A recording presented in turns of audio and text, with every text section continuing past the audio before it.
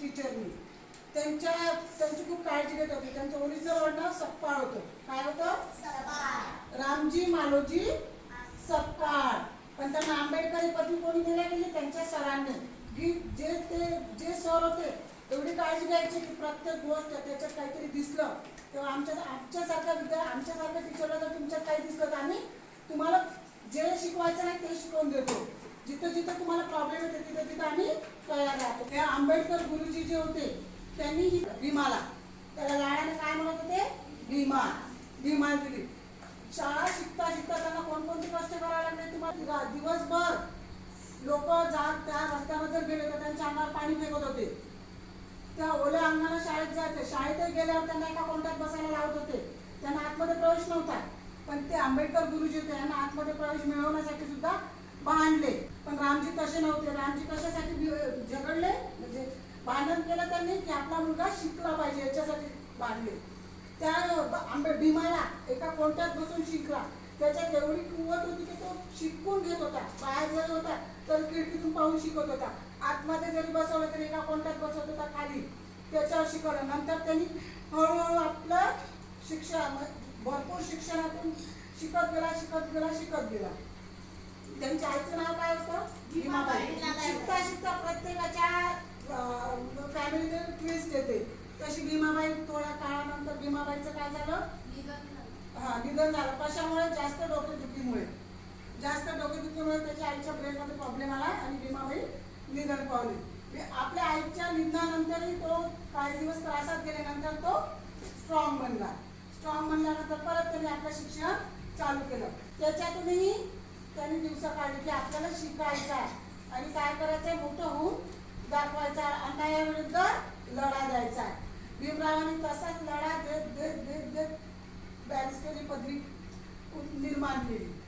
त्यांनी 14 अभ्यास शिकता नंतर 1927 मध्ये 14 सत्याग्रह केलं. ते कशासाठी होतं सांगू शकते? तळ्यासाठी. म्हणजे कशासाठी? पाण्यासाठी. आता पाणी कोणाला पिऊ दिला जाते का? अस्पृश्य. आपणही अस्पृश्य लोकांना जवळ बसू देत नव्हतो. त्यांना आपल्या विहिरीवर जर पाणी घ्यायला आले तर पाणी घेऊन देत होते. त्यांची एक स्वतंत्र विहीर राहत होती. अस्पृश्य लोकांची विहीर कोणती होती? स्वतंत्र. त्याच्यावरूनच ते पाणी पिल्या जात होते. दुसऱ्या विहिरीवर त्यांना हातही लावून दिल्या जात नव्हतं. म्हणून त्यांनी काय केलं? सत्याग्रह केलं. आणि सपोज दुसऱ्या विहिरीवर गेले म्हणजे यांच्या विहिरीत मुद्दामून कुत्र मारून टाकत होते किंवा गंद नालीचं पाणी सोडत होते. त्यांना ते पाणी सुद्धा प्यायला मिळत नव्हतं.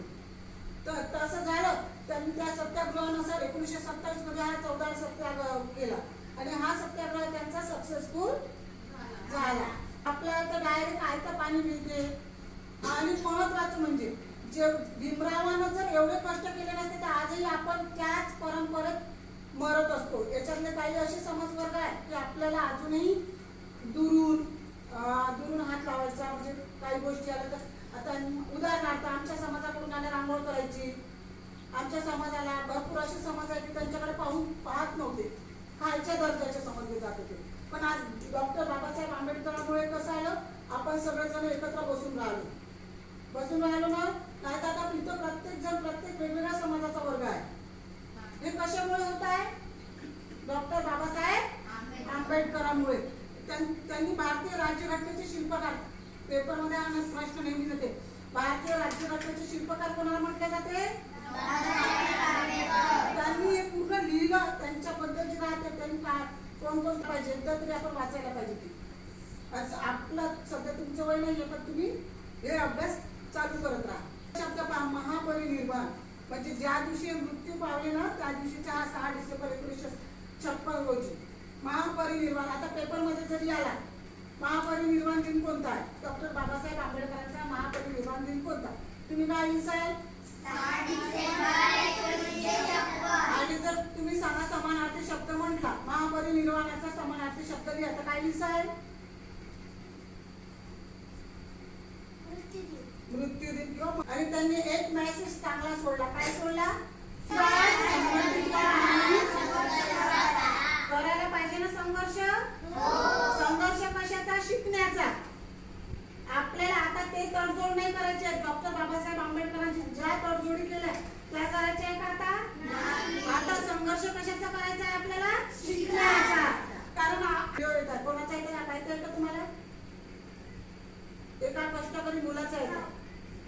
काय करतो तो मुलगा? IPS झाला. IPS झाला तर काय करता करता झाला? मेंढर राखता आपण त्या IPS मुलांनी काय केलं? मेंढर राखता IPS झाला. मग तो बाबासाहेब आंबेडकर सारखा दुसरा नाही निघाला का? सांगा, तो तर निव्वळ जंगलात राहतो जंगलात. मग त्याच्यासारखा जर व्यक्ती IPS बनू शकतो तर आपण त्याच्यावरच्या पदव्या घेऊ शकतो का नाही? मग घ्यायला पाहिजे का नाही?